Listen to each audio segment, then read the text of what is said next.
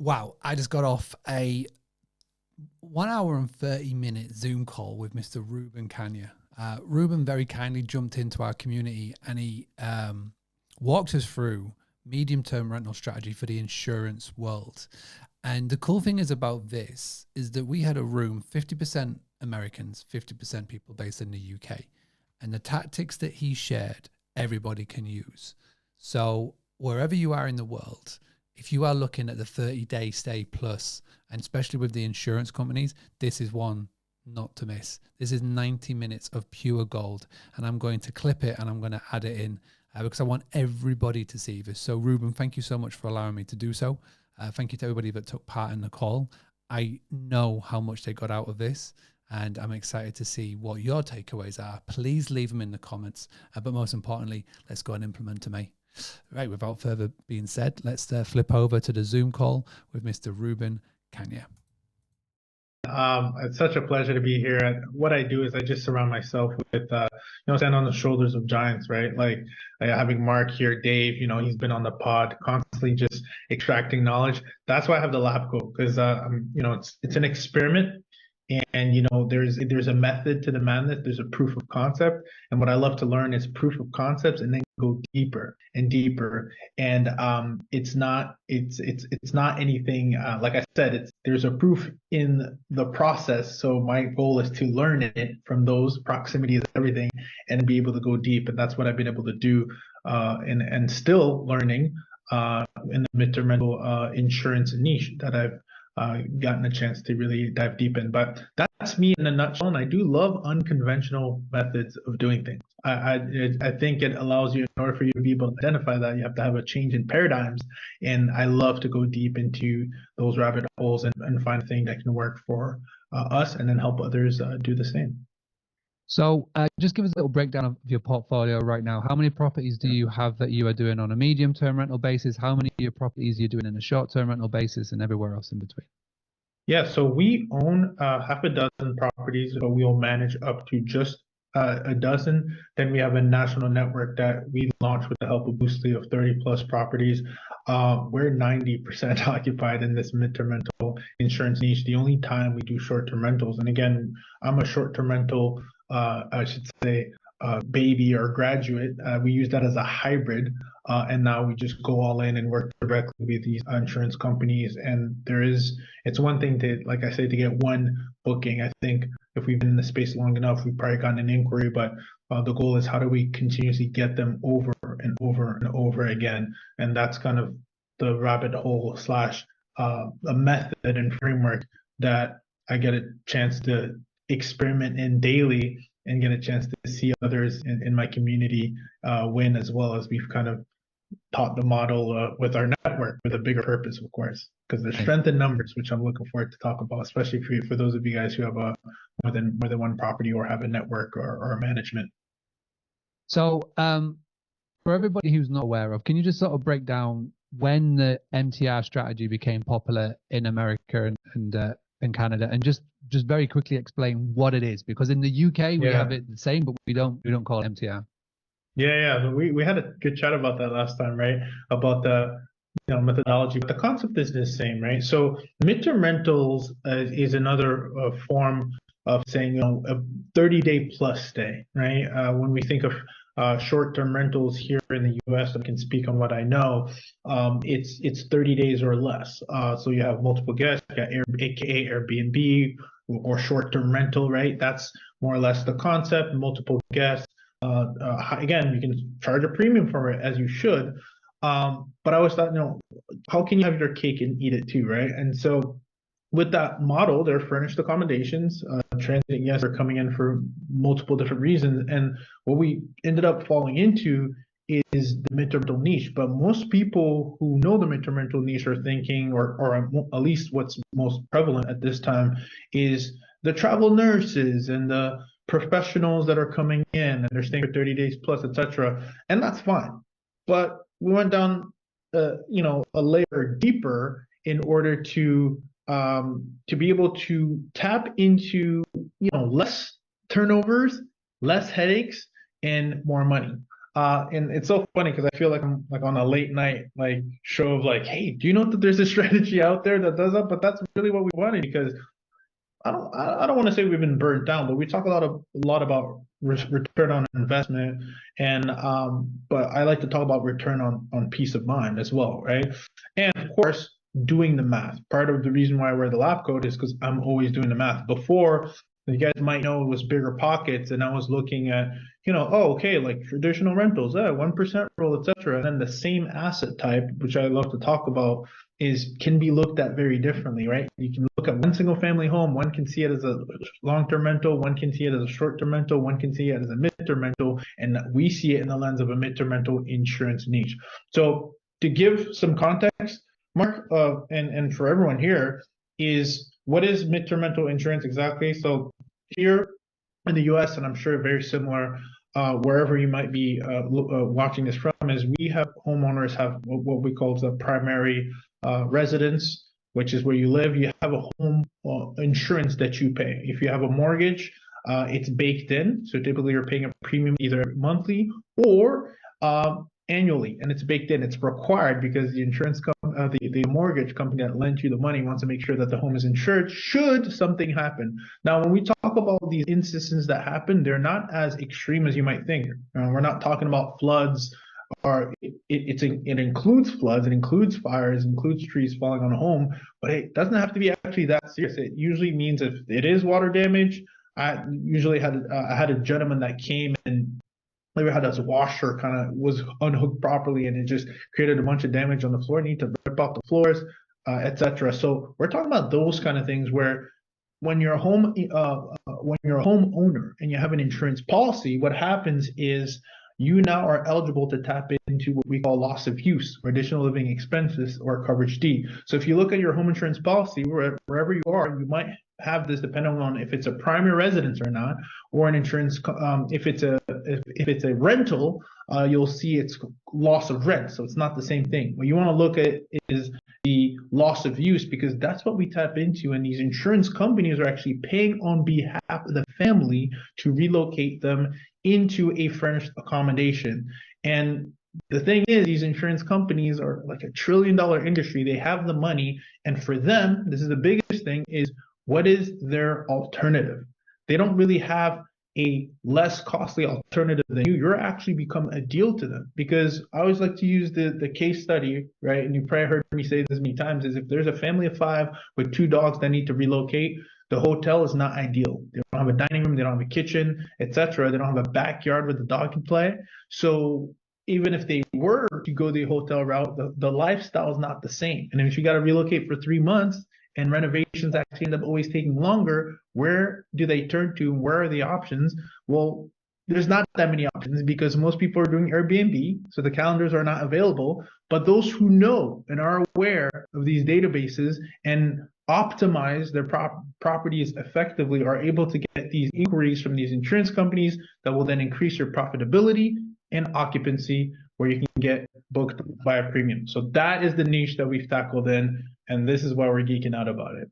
Thanks. So obviously, like Ruben was saying, he's niched down on insurance, but what we're going to talk about, especially with the marketing tactics and experiments that we're doing here, you can bring it into your niche and your location. So let me just get a quick feel for the room.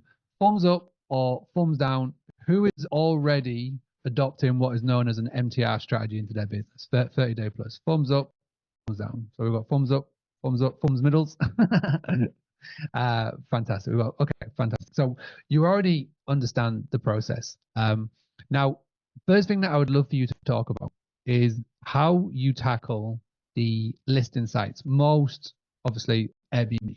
How do you do it and run it where you can have an effective Airbnb strategy so that you are visible when people are putting 30-day plus stay requests in your calendar?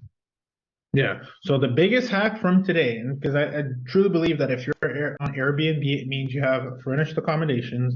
You probably are familiar with systems already. You're using dynamic pricing. I think I see Price Labs hat on there. So I know you have literally the foundation and you're only a few tweaks away. Now, this hack is a hack, but it's just the beginning of many other hacks that you can do, right? And it's just a strategy. And what we do, we duplicate our listing. We duplicate our listing because the reality is the following. When I'm a relocation specialist, right? So just to give a context, I'm like, Ruben, I heard you say insurance and now I'm hearing relocation specialist. Which one is it? Let me break it down.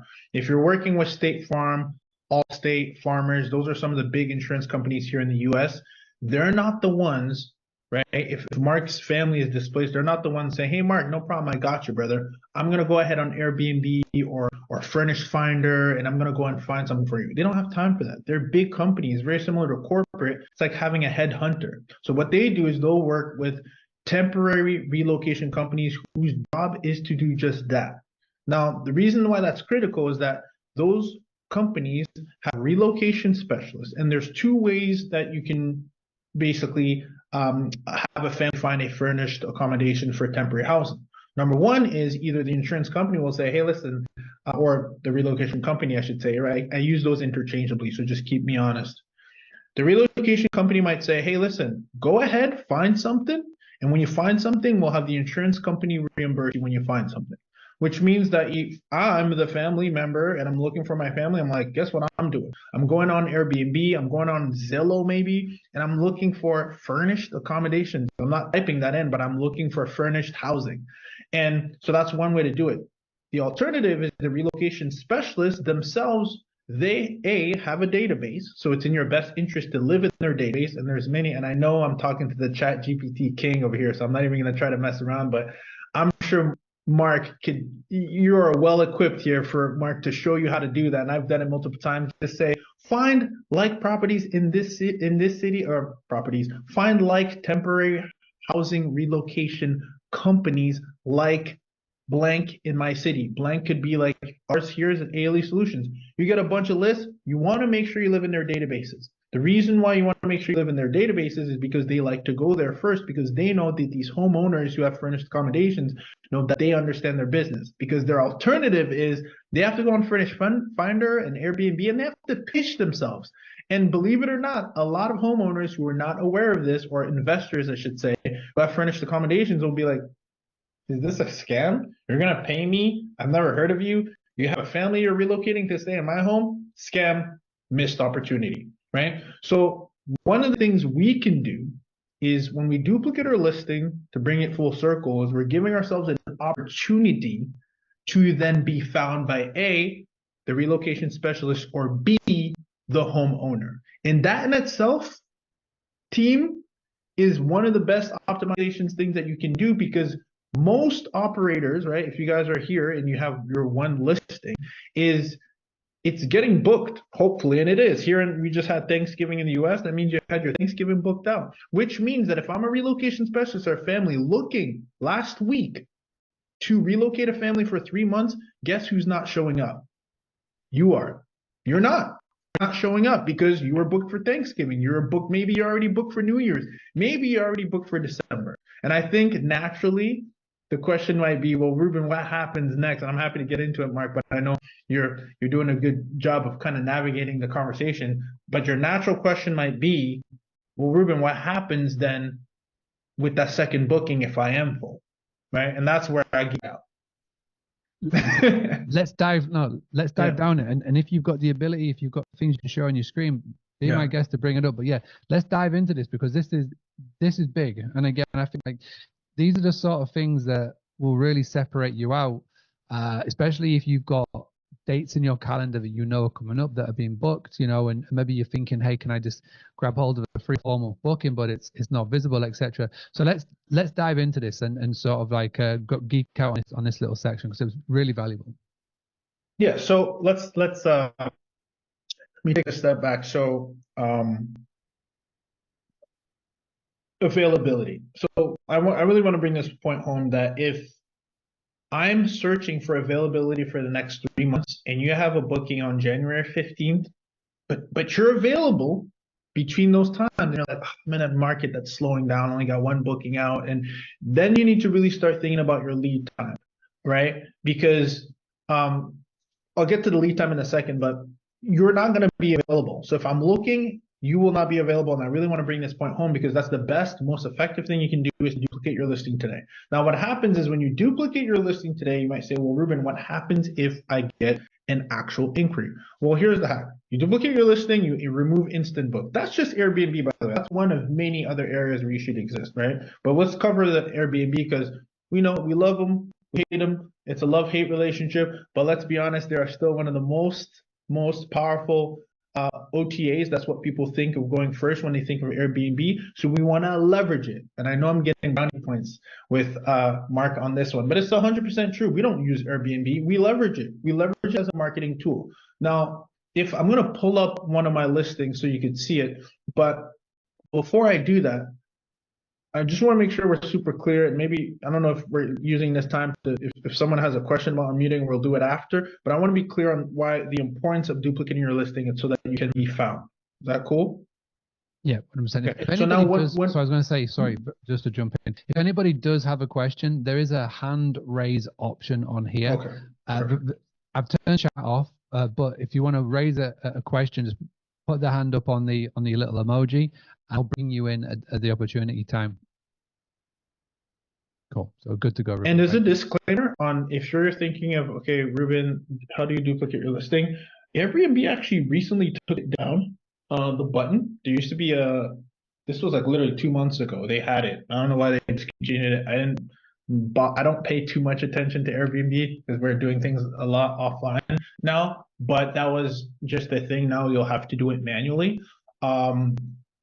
But the reason, here's what happens when you duplicate your listing. Now you can get an inquiry. Now, when you remove instant book, that inquiry is a contact point, right? And I know you reposted this story, and I'm happy to. Let me actually see. I'm pulling it up right now so you can kind of see the way these inquiries come in. You couldn't make this stuff up, guys. I'm actually going to show you one right now that just came in and it came in through. Perfect. I'm going to share my screen. Yep. So let me know when you can see my screen, okay? Yeah, we are good. All right. So you see this little thing right here? So anytime we duplicate our listing, you see how it says MTR and STR? That's internally so we know what listing this is coming from. The only reason this came up is because we're wide open. So we open up our calendar wide open for this MTR listing, right? Like wide open. Because we want to give our chance to have these. Now, as they come in, look at this. Hello, I'm CRS Temporary Housing. We assist families with temporary housing for insurance purposes local to your area. These are the kind of inquiries that we get all the time because we're properly optimized, right? Which I'll get to in a second. But I want to show you the power of duplicating your listing because then duplicating your listing is one thing, but the MTR copy, and I got you, Mark. I got one side by side. I got one listing that's STR optimized with copy, one that's MTR optimized for copy, side by side, the exact same property, different images, lay it out.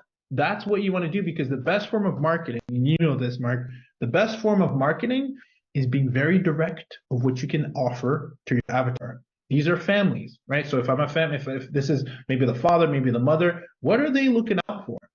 Well, they're uprooting their family and relocating somewhere. What do they want to know? Do you have, by the way, flexible extensions? Call it out. By the way, can the pet come? Call that out. It's no longer about the whole, and I'll show you this in a second, but it's no longer about the whole experience. We have a game room and all. No. This is about functional. You want to be, how functional is this for our current situation? The copy that you're going to use for this is very different. We'll get to the copy and marketing in a second, but I want to just show you, right, whether when you take a screenshot on that, this is actually a feature that Airbnb has where they will have relocation company specialists introduce then the guest. They'll reach out on behalf. It's called For Work. How many of you guys are familiar with that? Airbnb For Work. Have you heard of it? So they'll come in and reach out on behalf and then introduce the guests. I don't know what the interface looks like. I'm sure they have some kind of agreement. Maybe it's a corporate thing. Pretty neat. But this is how you know you're speaking to them because they can see, and this is how they respond to your listing. I have a bunch of other things that I want to see if there's another example I want to show you. There is. And again, I have tons of these, but I want you guys to just see how it looks.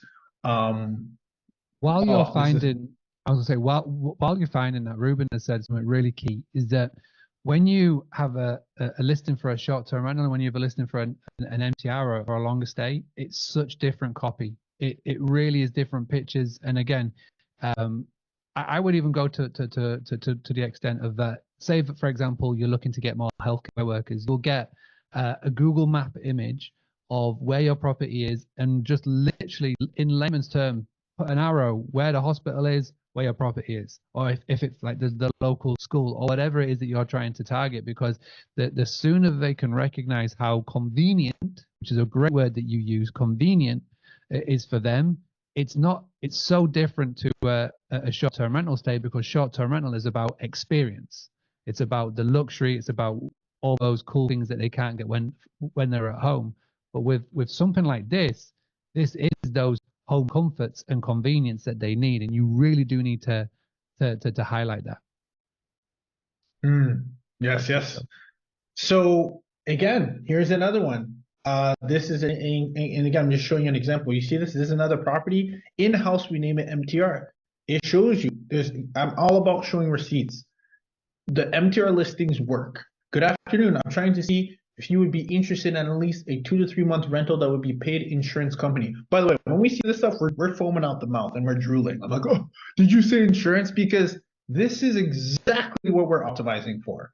Not the B2B, not the B2C, but the B2B. Of course, we will gladly. So what do we say? Of course, we specialize. And again, in case they don't know, let them know your profile. People will click around, because keep in mind, even if it's a family, maybe it's the mother, maybe it's the father, whoever, they're gonna be like, look, don't get it twisted. It's not like you're not the only one who's doing the screening here. They're screening you too. So when you click our profile, we're letting them know, hey, by the way, we actually work with insurance companies. Peace of mind. Great, thank you, because I had no idea. We've never had such a circumstance before, and we were really hoping, because you would be surprised, right? When you what's the saying, right? When you have a hammer, everything looks like a nail. That's how a lot of these operators are. They're like, no. We do vacation, we do families. This whole CRS Luis guy, you know what's crazy about it? The Luis guy did look a little sketch, because if you think about it, if you click this profile and you've never heard of this concept, 5 months on Airbnb, nothing to show. This is a scam. No, it's not. Right? No, it's not at all, because we know this. We're partners with these guys. We know exactly what they are. We actually had just closed another contract, direct booking. Now, that's a whole nother thing, right? The database, live in their databases. They'll email you directly. You don't even have to go through this. But we still optimize this at the same time. Makes sense? Right? So it's not, Ruben, do I do one or the other? It's and. Be on Airbnb, optimize 30-day minimum stay, remove instant book, be available for the rest of the year to get inquiries. Because you know what I've done too in the past? I've said, hey, I've contacted with somebody, and I'll have to dig deep in here. Maybe there's a control find. You know what? I'll pull up my LinkedIn so you can see it. I told them, reach out to us on LinkedIn, and guess what's consistent with LinkedIn? I'll show you guys. We'll get into the weeds of it here. I'm going to stop sharing just for 2 seconds. But you know what else needs to be consistent? This is a big tip. Yeah. Whether you're a corporation like us, we use our logo. Our logo is searchable. So you go on LinkedIn, guess what you see? My company logo. Why? Consistency. So if you're not a business, what I always advise, and maybe Mark has some different advice, but we're here to kind of put our heads together. I'm in the belief that if you're not a corporation, you don't do this on corporation, pick the same picture that is on your Facebook, on your LinkedIn, and on your Airbnb. Because if I'm talking to, let's see, Lisa, and I see Lisa's profile, she's hiking somewhere in Greece, and then I try to look, Lisa says, hey, connect with me on Facebook. And then I go to Lisa, and Lisa's wearing a red dress. I'm like, is this the same Lisa? I'm not sure anymore. Remember, I have my guard up too. I'm like, why do they want me to book offline? There's something not adding up. I'm going to move on. Any risk, any flag, move on. But if Lisa is consistently smiling in the same Airbnb profile picture, and she tells me to go on LinkedIn, and she has the exact same picture on LinkedIn, and then why I use LinkedIn, because people can just go directly and message you directly, or Facebook. Now you've consistently built a brand that's consistent, that someone can trust, right? So the reason I bring this up is I had a gentleman from, he said, how can we connect? on Airbnb, you can't drop all the names. I'm like, hey, look us up. First of all, now we can do look us up. We're on Google, right? Google, it's available to everyone. I advise everybody, if you have a business, create a Google business page, because you can just say, look us up at company name, and guess what they'll do? They'll look you up, and guess what you have? Your phone number. Yeah. So just very quickly, I just need to jump in because you're dropping so many gems, and we just have to like signpost these as we move on. But number one, you cannot obviously put in your URL, your domain on Airbnb, because they will flag it instantly and you will get into trouble. In that message that you showed us before, you didn't even put your phone number in. You spelled your phone number out, which was genius. So again, instead of doing 07943, etc., it was spelled out, where you spelled out 0, etc. That is another big hack. And again, consistency with online branding. You will notice that I have the same profile pic every single channel, and it's there for a reason, because when you go from one to the other, and it's got the big orange background, you recognize it. And then, it's that daft Andy Warhol open mouthing, but people recognize it and they trust it, because you're 100% true. Because they can't get a domain, they have to literally type it in to find out who you are. And it's really good to send to LinkedIn, especially when you're going to go down this route of the MTR strategy, because LinkedIn is for business. Business is for LinkedIn, right? It's where you are a professional. It's where I would send people 100% of the time. And again, most of them will have the LinkedIn setting, or they're paying for LinkedIn so that they can send you a cold DM, even if you're not connected. So yeah, so again, 3 absolute nuggets. We've signposted it. Let's move on. All right, so I just want to show you what it looks like, right? This gentleman, hey, Josh, I'll pleasure to connect with you on Airbnb. Do you have a number for us to connect? And that's how it was. And I was trying to find, I have it in one of my slides. I don't have it right now. We're doing it in real time. But this is a gentleman who worked at Dynamic Stay. He had reached out to me. Very nice 2-day booking thing. Reached out to me on LinkedIn. Consistent, can follow, same picture everywhere. Now, in my case, obviously, I actually, on the LinkedIn, I have the company, right? So you can see, oh yes, Invested Escape is the Ruben guy I was talking to, consistent, right? So then I use the company brand, right? So I wanted to bring that point home because that's important. But I then definitely want to get to the optimization, which I get really excited about. But I want to pause for a second just in case there might be some questions around this. Yeah. I want to see. We've done a good 30 minutes there, so let's have a little opportunity to ask any questions. Again, don't be shy. We're all friends here. Just literally raise your hand. We'll let you unmute, and then you can ask away. Here we go. Yes. All right, Ruta, nice to see you. Okay, so when you're ready, unmute and fire away. Hi, I just wanted to ask a bit more about this duplicate listing. So how do you put it on? Do you do inquiry only with open calendar? And how do you optimize it? Because you say you optimize it differently to short-term rental versus medium-term rental. Yeah, we're gonna get there. That's the next thing I actually want to show. But to answer your question first, it's you want to make sure that you're using Airbnb now as an ad, right? So and as a lead generation. So your goal is to get inquiries, and here's what we've done too. So to answer your first question is, yes, remove instant book for that reason. You do not want to get into a pickle where you had somebody in your SDR and then someone booked on the second listing. Now you're in a mess, right?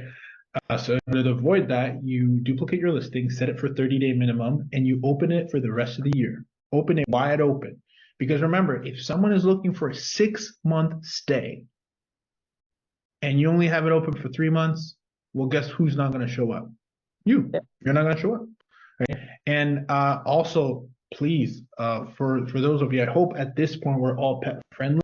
And if you're not, just know that you're making a decision that you're decreasing your chances of getting these, because one of the number one things and number one problems, remember, at this point, you now have a product and there is a demand and you are the supply. So if you've ever gone maybe on, I'm sure there's multiple equivalents regardless of where you are in the world, whether it's Furnish Finder, Airbnb, you name it, any database, you do a search without pets, and then do a search that's pet friendly, and watch what happens to the denominator. It drops by about 50% because most people are like, don't want to deal with pets. That's okay. We're willing to solve that problem and be paid a premium for it. So just want to put that out there. That is one big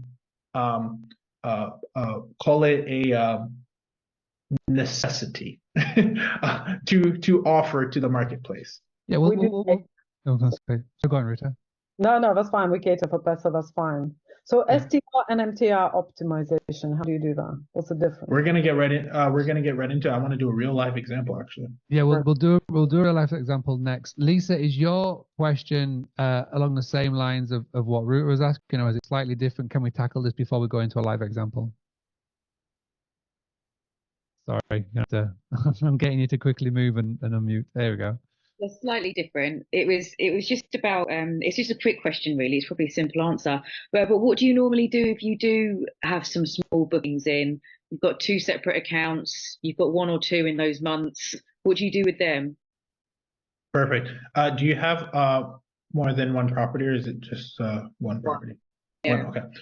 So here's what I do. I want to be a 5-star white glove service in everything that I do. So I'm telling you what we've done. And we've never received any pushback. Now we have multiple properties. So the cool thing you can do in Airbnb is you can always refer out to another property that might be available, right? And when I say that, I do a business decision, right? So let's say you get an inquiry, right? You get an inquiry and you're actually occupied you have 2 more bookings. That inquiry is very lucrative, Lisa. Like you and I are looking at it like, whew, this could change the game. So now we're in a position where we're okay, what do we do here? Do we honor these 2 bookings, or do we, move them around and cancel? We never cancel because now we're already decreasing our chances of being optimized for Airbnb because we get penalized for that. So what we do is we find alternatives. We do white glove service. Now we turn into a concierge company and say, listen, Lisa, I want to reach out to you. I know you had booked this up for the next 3 weeks, but due to unforeseen circumstances, unfortunately, we'll not be able to host you. However, we went out of our way and found something within budget with the exact same type in the exact same zip code. We did the work for you. Here are 3 options. It's in your best interest to actually cancel the booking so that you can quickly find an alternative. And in the future, should you come back to stay with us, we will honor to have a return again discount. So for us to be able to host you. When you go down that far, I don't know if you've seen customer service as of late, but I don't know too many people who are going out of their way when there's an issue to then be able to, wow, give me an alternative and you were able to be apologetic and you give us a heads up. We've done this many times, Lisa. People appreciate it. They appreciate that we've gone ahead. Now remember, we're in the business to serve. So we went out of our way to do all that, and that reflects. And therefore they're like, no problem. Thank you for letting us know. We'll cancel. What we've also done, and when you have multiple properties, we love finding alternatives. Hey, there's another property. It's larger than the one that you're in now. It's a little bit more out, but I think you'll appreciate it. Most people who have a good relationship with the host are either I don't want to use the word lazy, but it's an inconvenience to look again on Airbnb. I already had done the work. I looked you up. You were trustworthy. No problem. Move us to the other property. Thanks for letting us know. And Airbnb actually has a button. And again, I don't want to just focus on Airbnb, but this is just the Airbnb component that we're talking about that will allow you to actually have one button where you can actually change the booking to your other listing without any intervention of having to call support. Okay, just to quickly piggyback on this, really important. If the guest agrees to move, you cannot cancel that booking. The guest has to do it, because as soon as you do that, your algorithm tanks and all of those cool things. And they'll ask too. You just say, hey, it's actually best practice. And I've also called support and I told them the situation, and they'll appreciate it if you call in and be like, hey, I'm trying to do right by the guest. And even if you had a cancellation policy where you would penalize the guest, you say, hey, I want the guest to keep their money. Yeah. I just want to make sure. And it works. You're in a relationship business now, and you have to look at Airbnb like your partner too in that case, should they not want to move or whatever the case might be. Amazing. Have you had any pushback then on anyone that you've done it to?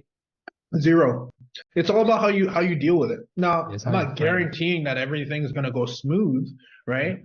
But it's when you go out your way, it's all about, I think even you've seen this, if you've been in Airbnb space or short-term rental space or hospitality space. It's how you deal with the issue as it comes up.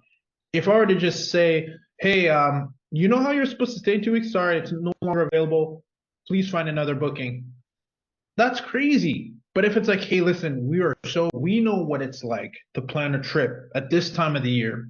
So therefore, this reason, boom, boom, boom, boom, you're like, all right, you have empathy now. You're like, wow, what a good host, right? Yeah. Yeah. So go the extra mile. Yeah, and call them as well. Don't do this on email. Don't do this on phone, because everything gets lost in text. But you'd be amazed, you know. The first time you do it, you'll be a bumbling mess. Trust me, I was, you know. But the more you do it, and the more you can go down this route, then it'll just become second nature. And just remember, at the core of all of this, we're in the hospitality business. And if you need a bit of a sort of a reminder of this, go read Unreasonable Hospitality by Will Good. I can't pronounce his surname. Fantastic book, and it gives you a nice little reminder. Great question though, and that was one of the ones I was going to ask later. But Mr. Dave Goodfellow, before we go into this live example, what can you bring to the table, sir? Yeah, so I've got a question, but just firstly, Lisa, if you're worried about what to do when you're moving things across, I've done it loads of times. It's all about positioning. What Ruben said there about making sure that you give them options, you offer a free upgrade, you do the hard work for them. It's not a problem. I've done it hundreds of times. So my question, Ruben, and good to see you, my friend. No, it's been a while. Absolutely. So we've got a number of properties which you know, and we have a relationship manager within Airbnb who we were in contact with all the time. Now, if I was is doing duplicate, I've not done this before, so it's new music to my ears to listen to this tonight, and I'm making a load of notes. You never stop learning in this industry, so I love this. So thank you so much for bringing this up today. If I was to put a duplicate listing on, though, are they going to like that? Are they not going to like it? When we're doing our conversations with our relationship manager there, would they have a problem with it, do you think, or is it? So that's interesting, because I've had someone in one of my boot camps bring this up, and I would say, let's do your own due diligence on this. Our properties, here's what I've heard. Our properties have actually multiple we buy a very, like, you could have two homes in one. So we actually, by default, we're already duplicating our listings to offer an upsell. It's like literally part of our strategy. We can do, hey, would you like that guest suite too? Here's the other listing. So we typically have 3 listings for each of those properties. This was especially when we were deep into the STR space. They even had the button themselves. I would find out why they took it down, and then again, we do everything by the book. So if there's a reason, we've had no issues with it. If there's a reason why they would feel some type of way, let's ask them and find out, especially if you have a relationship manager, or find out what the terms are to allow you to duplicate listing. They used to have the button. So why they took it down, I'm not sure, and I can't speak on behalf of Airbnb. But again, this is one of the many strategies that we use. So I don't want you guys to think this is an Airbnb dominant strategy. Yeah. I want to really focus in on, we leverage this. We have Zillow Rental Manager. We have Furnish Finder. We do the same thing. Furnish Finder, it's not an OTA, so it's even perfect because you get leads that way. But from the Airbnb, I would speak to someone in-house if you have the connection and find out, hey, why did you guys recently take it down? And what is the rule around duplicating your listing? Because, you know, to most of us here, you know, you don't want to be the operator that gets dinged and then, you know, we all do our businesses differently, and so I think it's important to find out. Is Furnish Finder a US thing? Yeah, it's not a UK thing yet. They are trying to come over here because they've got a massive need for it, but it's not currently yet. It's not a big thing yet, but keep an eye out on Furnish Finder. But what you could do, again, you could give us an option. You could create a second profile under, you know, obviously with Dave's name or Harry's name or whatever, and you can set it up under there if you are worried about it. But again, don't forget, when you create this listing, yes, the addresses will match, but it's going to be such a different listing that an account manager looking like a very quick 60,000-foot view over your account might not even spot it. So you know, never overestimate the cleverness of people at Airbnb. Right? They're not all Brian Chesky. So you can definitely get around it. Again, I've always gone by the methodology of never ask for permission but beg for forgiveness. And you can definitely do that with this tactic as well. But just give it a go. Just like find like a couple of your properties and just test it out, try it out. Totally change the copy, totally change the images and all that good stuff, and just see what flies. I think it's a great idea. And listen, Ruben, loving what you do, my friend. So yeah, we'll have to catch up soon. Thank you very much. Yeah, Dave, much respect, brother. Thank you. Okay, I'm very eager to get into this live example, but I see Lindy has put her hand up and been very patient, and Andy's there as well. So, Lindy, just before we unmute you and go for the question, is it different to what we're talking about, or is it sort of touching on to the live example? No, it's touching on a nuance of what we've been talking about. I've been investigating the midterm rental market for a while, and didn't have any bookings until New Year's, and so. I blocked everything off after New Year's.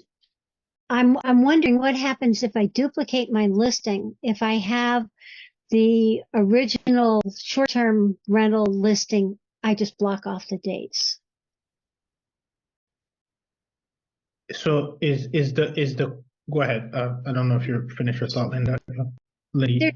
There's instant book on the short-term rental listing. Mm-hmm.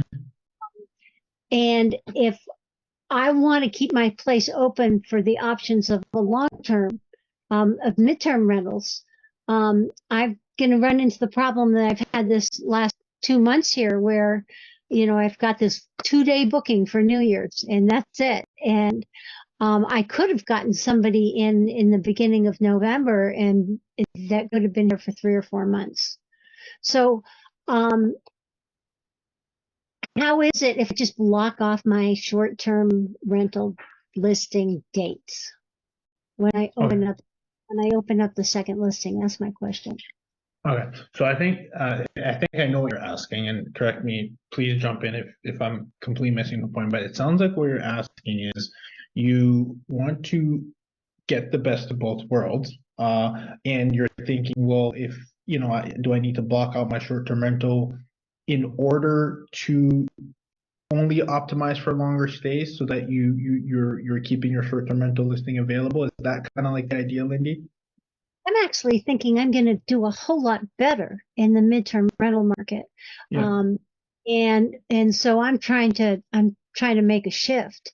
Yeah. And also one of the things I heard that I thought was very useful is somebody had said, the problem with the vacation rental market is it's catering to what people want instead of what people need. Mm-hmm. People need housing. Yeah. So Lindy, based on what you told me, I think you can have your cake and eat it too. I would do the best of both worlds. And what I would do is, so if we want to get tactical, what you end up doing is, okay, well, Ruben, you're telling me that, to have this midterm rental booking, great, but what happens if I get a bunch of spotty bookings until February, right? Or even March? Well, what we do is we'll leverage, see this, Toby is wearing the Half Price Labs, right? We'll leverage the dynamic pricing tool to decentivize. So let's make sure I want to bring this in here. You have 2 listings, right? You have the short-term rental listing, and you have the midterm rental listing. The short-term rental listing, what you're doing after a month out, right? Or with respect to whatever your lead booking time is in your marketplace, that's just a word for how far out do people typically book your property. If let's say it's 30 days, then what I'm going to do is after 30 days on my short-term rental listing, I'm going to make it very expensive. But I'm going to use the dynamic pricing tool to make it very expensive so that I don't have to come in every day and do it by saying, hey, 30 days out, right? 30 days out, it's going to be very expensive, so that I'm decentivizing them to book out in February or March. Because if they do, Lindy, I want to make sure that they're doing that at like 3x price. That way I'm still like, okay, I'm filling up my month as the 30 days goes on with bookings as they come, because guys, the worst thing we want to do in our short-term rentals place or any hospitality form of business is having the plane take off with empty seats, right? What's the point? It's a waste. You already have the asset. So while you're there for the month, get those bookings as they come. But then if you get a midterm rental booking, right, or inquiry, I should say, then it's easier to navigate and maybe move people around for 2 weeks out. But it gets pretty complicated to do that for 3 months out. So what you want to do is on the short-term rental listing, limit it to after 30 days out. Let's say that's your lead time. I don't know your lead time, so I would have to get into your specific market. But let's say it's 30 days. Make it super expensive on the short-term rental listing. So that way you're not dealing with these peppered bookings, as we call them. And on the midterm rental booking, keep that one wide open and keep it as an ad. And keep it as instant, remove instant book. That way you can get the best of both worlds, because I don't want you to just, no one can guarantee if you're going to get a midterm rental booking. Comes with the demand, the need, etc., the timing, some luck. But can you increase your chances? Absolutely you can, by being optimized. And that's what I want to actually show you. So does that kind of answer your question a little bit? Yeah, and I'm looking forward to hearing your next piece. So thank you. Absolutely. All right. Well, Andy lowered his hand, so let's jump straight into this live example, because as we are alluding to, Airbnb is a very reactive strategy, and I do want to get into a couple of proactive strategies before we finish today, because I know it's getting close to the hour. So let's go ahead, share your screen, please, my friend. Let's look at these live examples, and then we'll finish off with some proactive strategies that you've been testing, and then we'll call it a night. But I just want to say thank you so much. This has been great so far. I'm you guys having fun? looking forward to the second half. Let's get it. All right. So I really like this example. Ooh, what happened to my screens are playing games here. So give me 1 second. I'm going to just do a large here. Oh yeah, perfect. I'm gonna make this one easy for you guys. All right.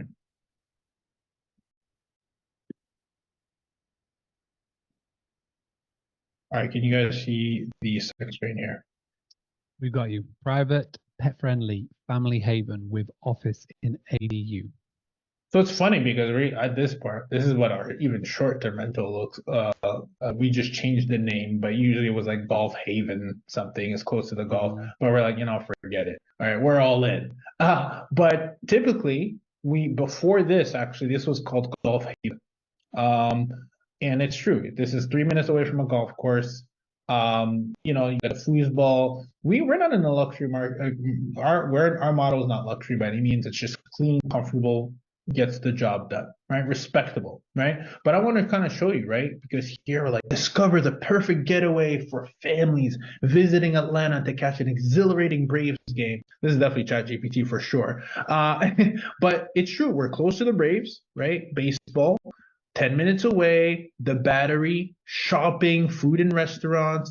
Also, a short 10-minute drive. Golf enthusiasts will rejoice. The Fox Creek Golf Course. I'm calling out all the fun stuff, right? Peace of mind, comfort, unwind, recharge, you name it, right? But let's take a step back, because we're going to do a side-by-side analysis. Same property, right? Same listing. Look at the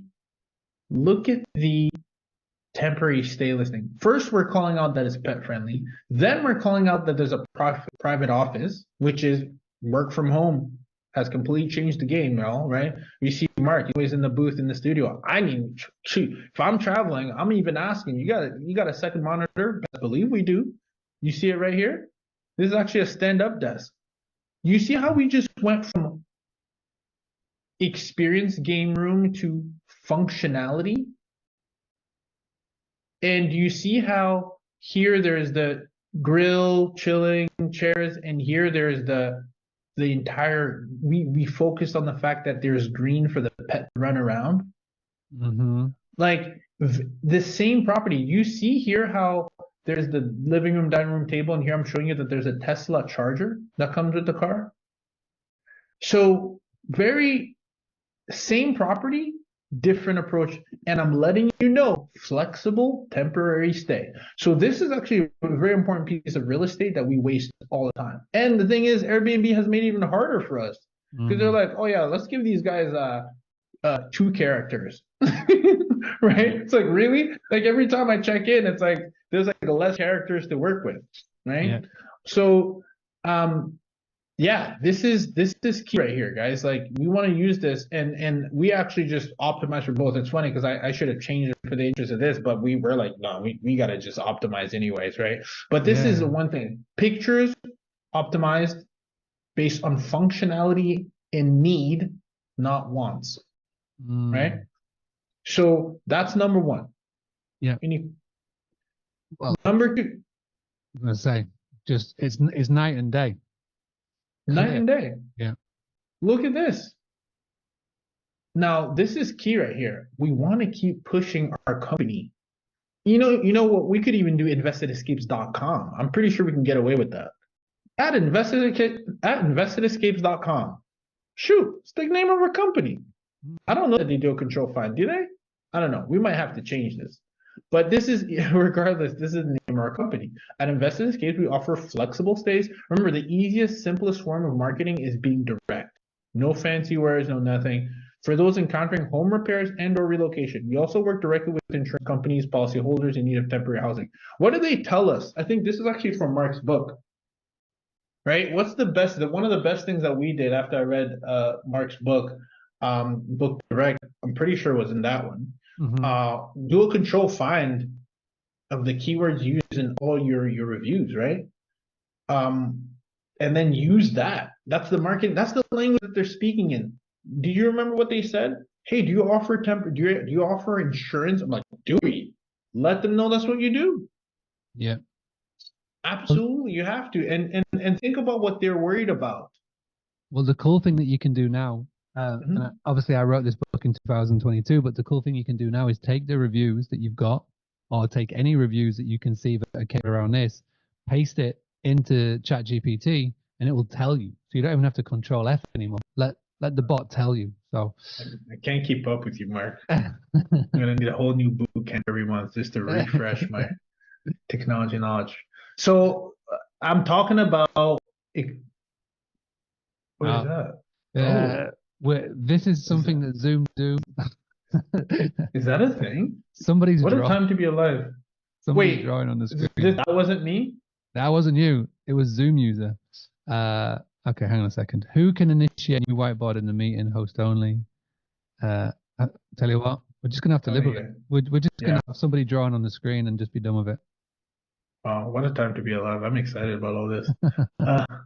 But here again, just so you're clear, one of the things you want to focus on is schools, right? People want to know when you're relocating, you're thinking about how far are you going to be from the schools, work, access. I'm letting them know what schools are around, because remember, we can't disclose I mean, you shouldn't disclose your address, right? I think you can for some. We choose not to, right? I think, right? Is that a feature? You could, right? Disclose your address. You can zone in, yeah, absolutely. But it's we zone in, but we don't disclose the address. But what's important for them is the school zone. What school zone? Oh, we cover elementary, middle school, high school. Yeah. Let them know, because they're thinking like, are we gonna relocate? How close are we going to be from the school, this kid's school? Then other things to know. At Invested Escapes, we can work directly with you, the person relocating, or your insurance company, admin staff representing you on our behalf, right? We're letting them know you can work with us.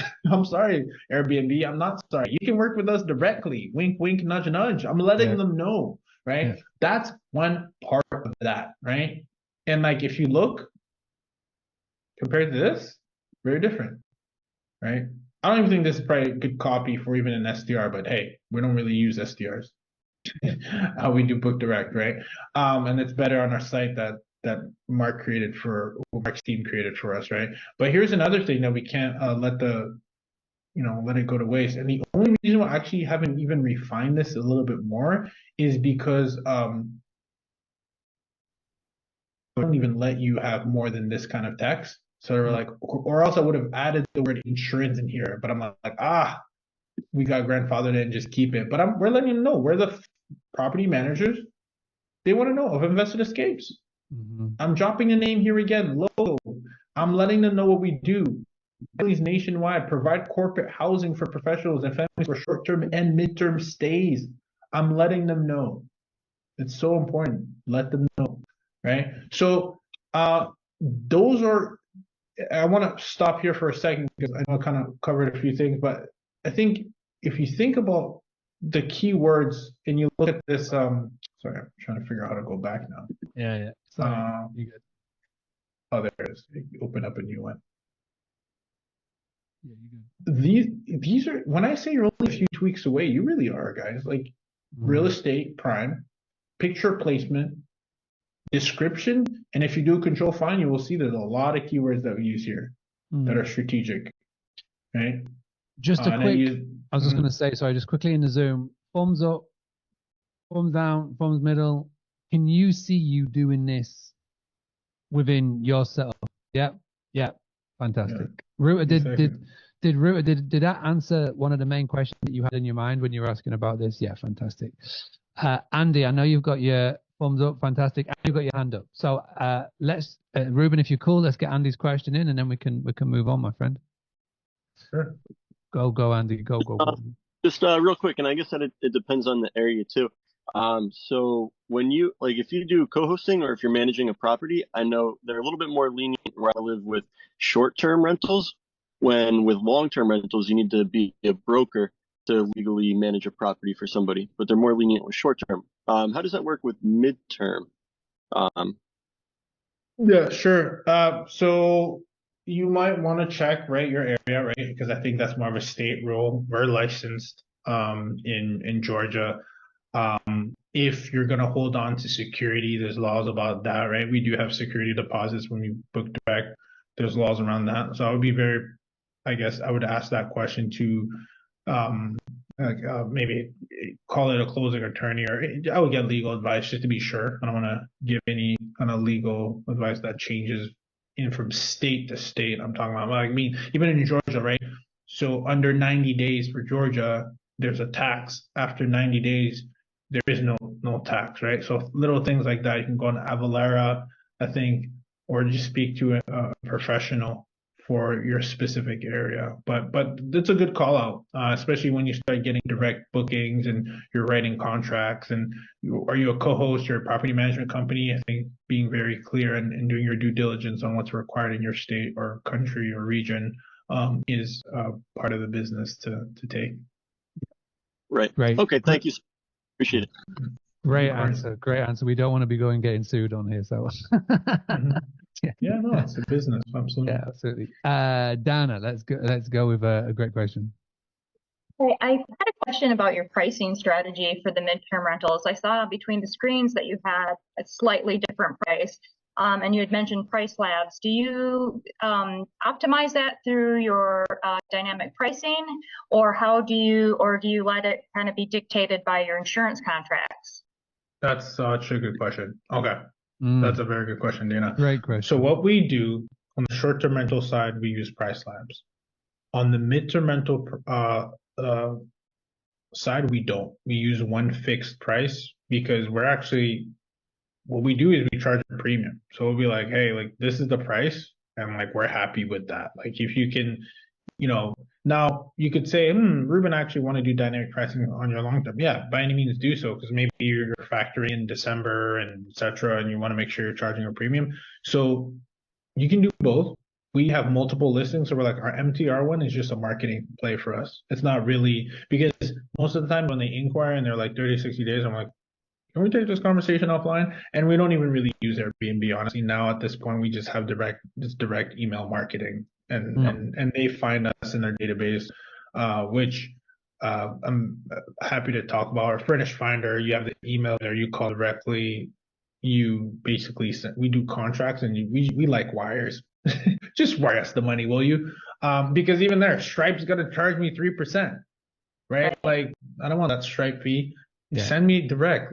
So we do contracts, and we work with, and corporate is so easy to work with, guys. It's a different avatar. You're so used to, when we'll take the booking. So this is another thing too. If you get a month booking, make sure that you extend offline. Pick up the number and call and be like, hey, this is what we specialize in. We have contracts. Again, to Andy's point, with respect to your rules and regulations of what you can and cannot do, as far as collecting security, etc. do your due diligence on that wherever you are, but you're leveraging this so that, remember, when you get a booking on Airbnb, if you're going that route, you have their phone number and be like, and I have so many stories of educating the homeowner. I had a specific, I'll give you a quick little story of it behooves you to have this kind of information because now you can actually help homeowners. I had one homeowner, I'll make this quick, that was getting squeezed by his insurance company. And I asked him, I'm like, have you looked at your insurance policy lately? He's like, no, because do you guys look at it? No, no one looks at that. You buy your home, right? So I'm like, look at it and let me know what you see under loss of use. Because his insurance company was like, hey, your budget's been now is going to be oh my gosh, it was ridiculous.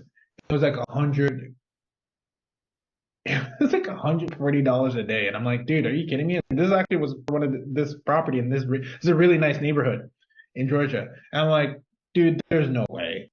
In this neighborhood, in this area, because I know you're being displaced in the zip code, there is no way that they squeeze you for that much. So he's like, no, I don't know what that is. Ends up looking at his insurance policy, guys, just so you guys know. You know what it said for loss of use? This is a real thing. Any guesses? No, there's no chat here. Okay. So it said unlimited. That means that whatever the cost is, the insurance company is liable to pay for that. So when I found out that, I educated the homeowner to where to look, then I said, pass me the phone number of your insurance adjuster. I want to speak with him. I speak with him. I'm like, hey, so I got a family here and they're coming up due, but they're saying that their budget has changed. Is there a reason why? He's like, oh, well, I had a family in that home in that area for much cheaper. I'm like, really? Just so you know, remember, you're the prize, guys. Fully furnished, utilities on, 4-bedroom home, ADU, private office. I just want to let you know that this is where they're staying. Yeah, but I had a family stay there in that area for much cheaper. I'm like, all right, listen, you let me know on behalf of the family because I don't want to have to, terminate this family or they're going to be leaving at the end of this Sunday. And I hope that they really have a place to stay. But our place, they can always stay. I just want to get the approval from you. Guys, 20 minutes after, text me back, approved, $300 a day. Now, I call back the homeowner and I tell him, hey, by the way, we're good. And he's like, oh, you did it? He's like, yeah, I know the law. It's like, man, these insurance companies, it's unbelievable. So because I had this knowledge, I was able to help the homeowner get an extension at a premium. He thanked me, was thankful, and now he's educated on how it actually works. And then the insurance guy, lo and behold, I call him back, like, is there any other family we can help now that we're friends? Because I'm sorry, you need to know your right. So I say all that to say this. I pick the price. I pick it at a premium. It's a marketing play, but you're more welcome to connect it to a dynamic pricing tool should you want to for all your listings and let it do its thing as well. Just set a higher base price because like I said, I can always negotiate down, but I can't negotiate up. Awesome. Thank you so much. I'm actually launching my first midterm at the end of the month. I know it's a weird time, end of December, actually. We're finishing construction on it. And I've always been a little on the fence, but now I think I want to take the short term and make it a midterm. I'm like, Play both. You can have your cake and eat it too, Dana. Yeah. Absolutely. Thank you so much. It's great information. Good. All right, let's jump into Lindy's question. I think it's going to be about rules, regulations, etc. And then we'll go into proactive for the last 23 minutes, and then we'll call it a night, call it a day. So, Lindy, your question, please. So I've been listening to a lot of podcasts. I can't remember who told me this, but they were saying that. Well, I'm sorry, Lindy. Are you listening to my podcast? No, this is not yet. Well, okay, I'm just saying, you need to listen to my podcast if I've earned that from you. I'm just saying, Lindy. Believe me, Ruben, I'm gonna be all over you. The real estate experiment. Thank you. Hey, Lindy, he's a married man. Just calm down for a second here, okay?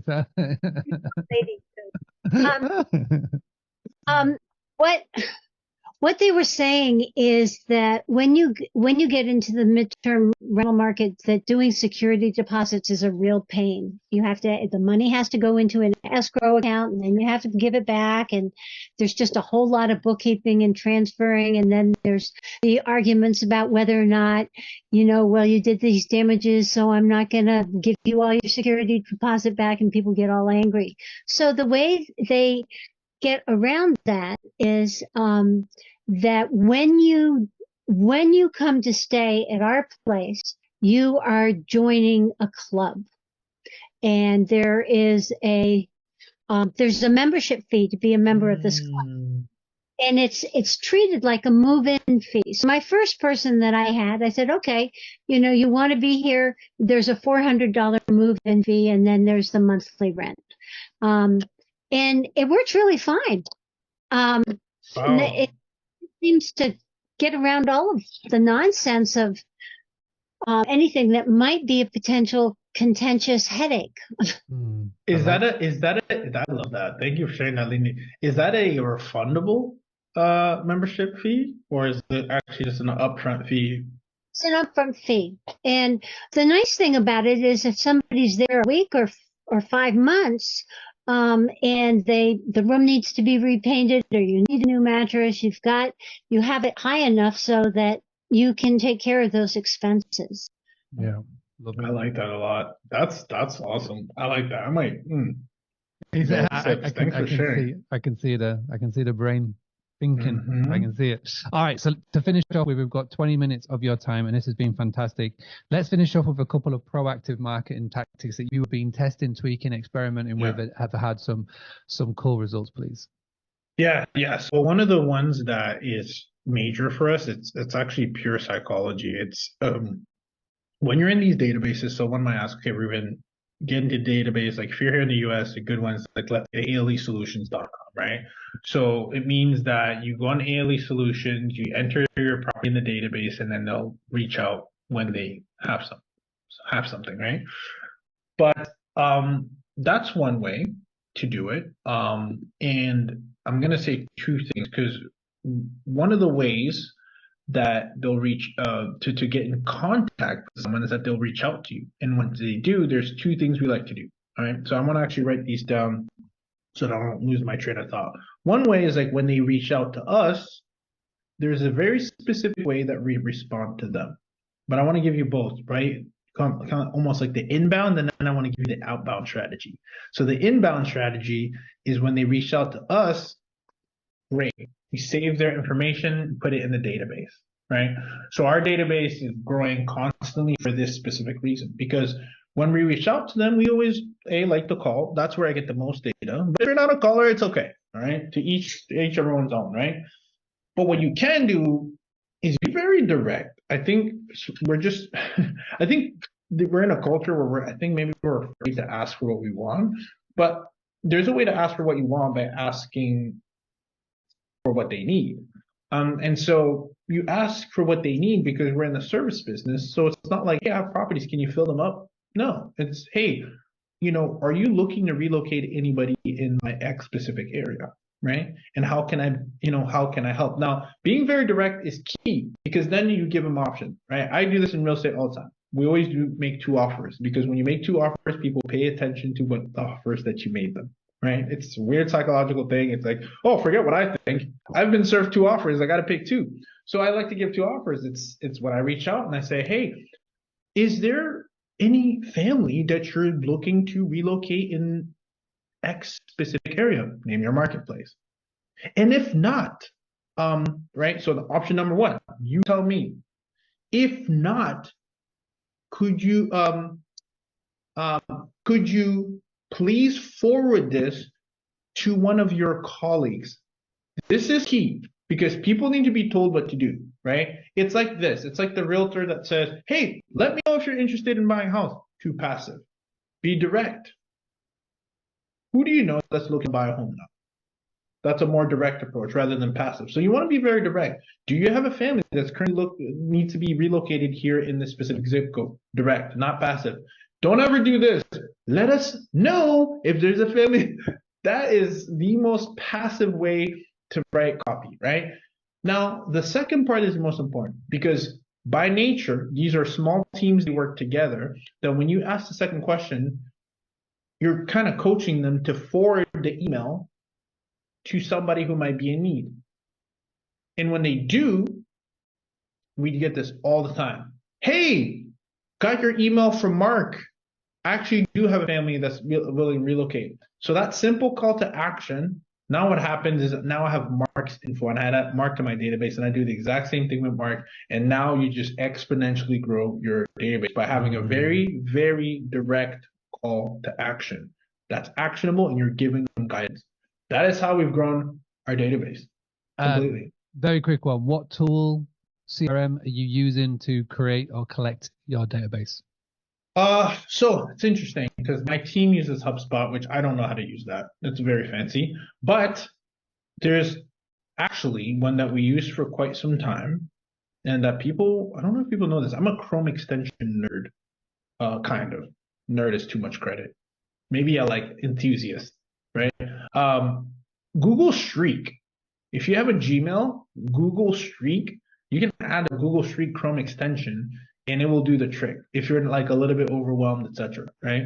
So just use your Gmail. It doesn't even need to be that serious because it's not even a quantity game, it's a quality. Like if you have 3 reps that respond to you that will then be the advocate in these small businesses, a lot of these, when I say small businesses, is relative. These are not Google-like companies. These are like 70 employees companies. I want them to know my first name, middle name, last name, and maybe the last 4 digits of my social, right?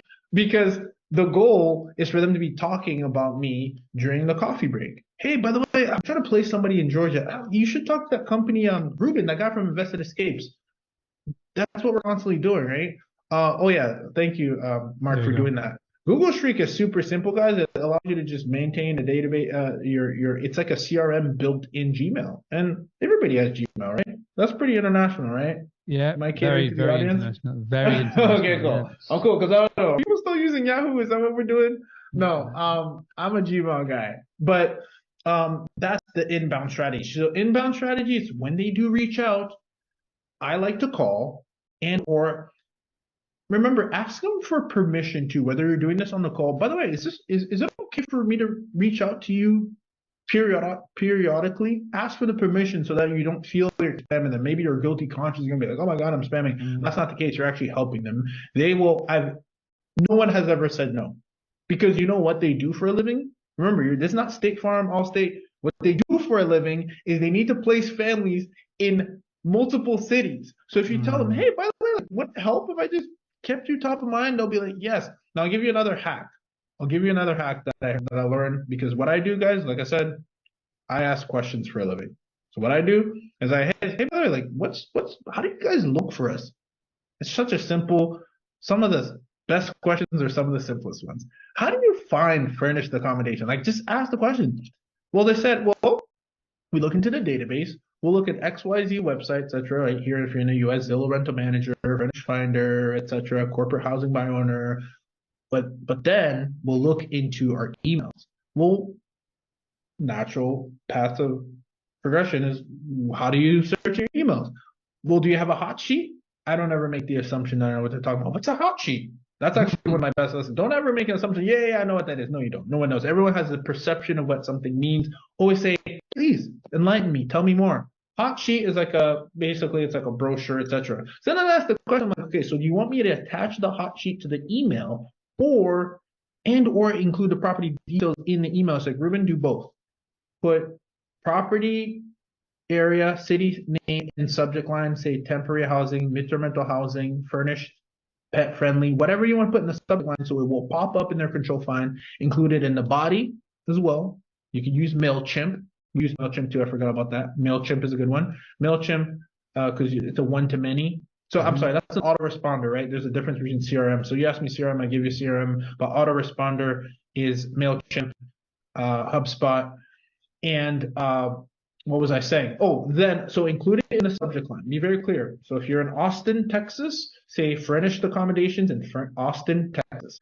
Furnished accommodations, pet friendly, available in Atlanta, Georgia. Include the details in the body of your email and then make an attachment. Now you guys, my whole thing is about increasing the chances. Don't you want to increase the chances? Subject line, body, and attachment. When they do a control find and they do Georgia, they're going to find us. Because we're not missing a beat. Shoot, right? So that is one of the best inbound strategies. Now for outbound, I want to give you a tool that everybody, my goodness, I'm saving the best for last. And my assistant actually is the ninja that kind of goes through this, but I'm going to try my best. I'm not going to do it. Ruben, before you drop the best at last, Ruben has just given you an absolute game changer on how to optimize somebody's inbox. I don't know if you missed this, but it's you know, you got to write this down. This is how you optimize somebody's inbox, and this is so key, because if you think about, as Neely said, we've been doing direct booking summit this week. As Neely said, you are writing and you are thinking with the person on the other end in mind, right? How can you make their life easier, right? Because they will have targets, they will have their own KPIs of relocating people, etc. They need to be able to go into their inbox, which is a very busy inbox, because bearing in mind, you're not going to be the only person contacting them, right? There's going to be many more Rubens that are going to be on the phone to this person, right? So how can you make their life so much easier? And if you can follow what he just said, then you have optimized their inbox perfectly. Fantastic. Thank you for that. Right, let's bring it home. Let's do the Hail Mary. You don't want the smoke? I don't know. Are they ready? It's the fourth innings final. Here we go. Let's do it. So let's do it. All right. So this is all right. So some people like to sit on the sidelines and wait.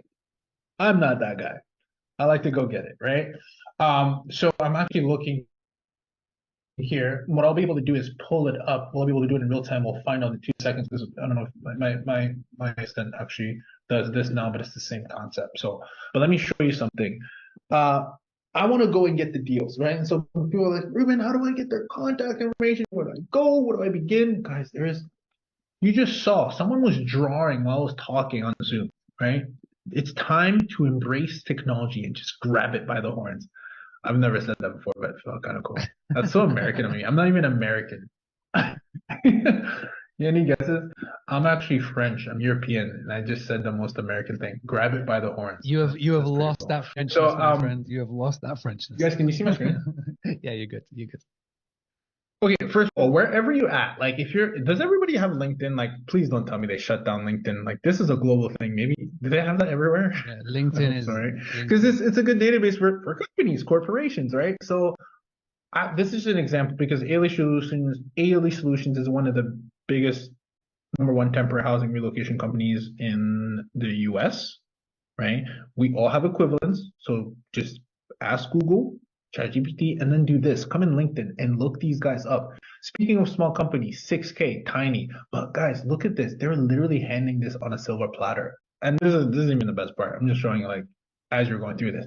Look at all these other companies you can use. By the way, FleetCor is the same company. All these companies are starting to buy each other. CRS, that's another one of our partners. Assured Relocations, Temporary Housing, we have contract with these guys.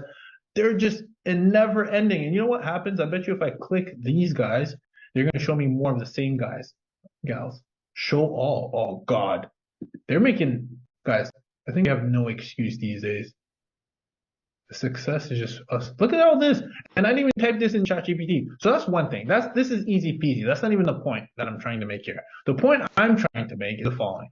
Okay, there it is. Apollo's here. You guys want to grab this Chrome extension? I told you I was a Chrome extension nerd. This guy right here, Apollo.io. It's a Chrome extension, Apollo.io. Has anybody heard of this? Thumbs up if you had. Oh no, but I've used something similar in the past. But yeah, this is very cool. Mark, we're going to have another session, pal. No, so this is a Chrome extension that will verify and scrape the data so that you can reach out and call. You see this? It's verifying the phone number and emails. So right now, as I am here, I can click this and it will just show the phone number. Now, what I want to do, I don't want to call the national sales manager. So what I want to do is do this. Pretty sure there's a search box. My assistant usually is able to do this when we're doing these. There's a search box that can, sorry, it's a little clunky right now. There's a search box that allows you to look for the right name, right? So if I do, I'm not seeing it now, and I don't know if we're not in our main account, but there's a thing where you can go and see housing coordinator. Probably don't want to reach out to housing coordinator. You want to there it is. You want to find a relocation specialist. And there's actually a toggle where you can toggle, and that's what we call it here in the US. Because if I do this, it'll search, view contact, and right now it's verifying the contact. So what I can do is get the phone number and email and be like, hey, here's the easiest thing, because people are going to freak out and be like, oh my God, how am I going to let them know I got their contact? I can't be like, this gentleman told me about Apollo.io. I used it and now I'm reaching out. Kind of awkward, right? You don't need to do that. Remember, these people relocate families for a living. So what you can do is reach out and say, hey, my colleague Dave, you don't even have to name drop the name. My colleague Ruben, that's right. You can even use my name if you want, but you don't even need to. My colleague, I got your information from my colleague. That's true. I am your colleague, just so you guys know. You have full permission to use my name as your colleague. If they dare ask, no one's ever asked me, who's your colleague? Remove the limiting beliefs. No one will ever ask you that, right? But hey, my colleague Ruben told me that you guys, not you guys, stay away from you guys, be very personal. You, Amy, are constantly looking to relocate families. Therefore, I wanted to reach out as a furnished accommodation provider. I usually don't even make sound that serious. I don't say furnished accommodation provider, but I'm just giving you guys some context. We at Invested Escapes provide pet-friendly homes, and I want to reach out to see if, going back to the old script, if you are currently looking to relocate a family in my state, if not, would you be kindly able to forward my information to one of your colleagues? The response might be either you don't hear anything or, oh, yes, absolutely. Or you might even hear from the colleague themselves that, yes, actually, as a matter of fact, thank you so much. Keep in mind, these companies, guys, there is a shortage of inventory. Most Airbnb hosts do not know about this, etc. So when they find homeowners that are actually available to become partners, they're happy because their job literally is to be online and look and call. And the rejection that they get is, nope, we're not pet friendly. Nope. We do only 12-month stays. And oh, by the way, if they do dare to look on Airbnb, guess what? There's peppered calendars because you didn't duplicate your listing. Did we bring that full circle, Mark? What's up? Yeah, 100%. Can we all just right. please give Ruben a massive round of applause and just say thank you very much for that was a 90-minute absolute masterclass. There's no way. Did we really for 90? Like, is that how time works? I'm losing track. That is how time works. Time flies when you're having fun. And everybody who's here in the UK with me, it is 10:30. So 10:30 at night. It's a late one. So, but it's been worth every single second to have that. And I was so proud just listening and just watching you go and ramp up. And it was amazing to bring it full circle. So you've got some homework. I know brains are going to be whirring. There's going to be light bulbs going off. I literally just went on those of you in the UK, I just went into ChatGPT and said, what is the UK equivalent of ALE solutions? And it's given a couple of names here. Some of them you already know, some of you won't. The ICAB, Rentsurance, others like that. There's definitely some proactive things you can be doing right here. The most simplest one that you can do right now, go ahead and duplicate your listing. Just give it a go, give it a test. Use AI to tweak your copy, change the pictures. Always have the person in mind, and then go ahead and go down the proactive route. Get on LinkedIn, start using AI to find these solutions. And Ruben mentioned a couple of times, my team. It's very, very, very easy when you start off on this thread of thinking as, how am I going to do this, right? The trick is to go, who can I help me do this? Who can I bring into the business? Who can I help do this for me? Because we are very busy in our lives and our businesses. Don't try and go, how am I going to do this? Try and think who can come into your company can do this, because this is, if you can train somebody to do this, you can find someone, in the Philippines, in Venezuela, who, charges very minimal amount, but the bookings that will come in will massively help cover their costs and any other future costs, and be able to bring in a lot of capital so that you can go get property number 2, 3, 4, or 5. So this is really, really cool. Love it. And can I make just one last little comment here? Remember, this is a relationship-based business. It's quality over quantity. Even if you think, oh my gosh, it's overwhelming with so many companies, think about building a deep relationship with one person. This is what I tell my relationship manager. Focus on the relationship, because they will be your advocates for you in-house as well. So think about that. That's where the advantage is, and being early is going to pay dividends, because once you have a good relationship with someone, you hold on to it. And even if this newbie comes in who's coming in after they've heard of this information, they're like, no, okay, I'm cool. I got Dana. I got Toby, right? I got Dave. I'm good. Indeed, I'm good. She's my connection, right? So think about that. The relationship, build it early, before it gets flooded. And Mark, can I ask for a huge favor, man? Because I feel like this group's got some good energy, right? Can you do me a favor? We're really cranking up our YouTube guys because I just want to serve it and give so much more content. Can you just please go and hit the subscribe button, because we're trying to crack the 1,000 subs and we're like 20 away. Can I get some love in? Can I do that? Can you figure it out and send it to them? And if you got value from this, that would mean a lot for me. All right, let me share my screen. This is the channel. 20 away, right?